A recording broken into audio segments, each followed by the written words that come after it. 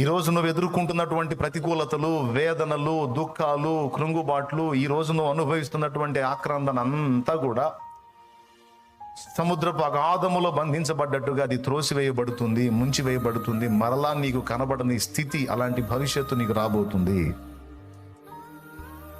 దాని గురించి అసలు ఆలోచనే తీసేయి.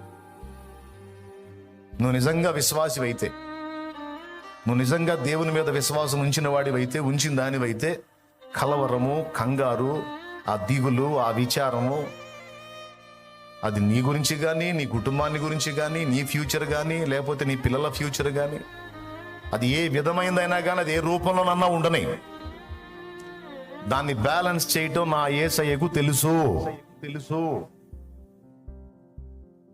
దాన్ని మళ్ళా తిరిగి దిద్దటం నా యేసయ్యకు తెలుసు.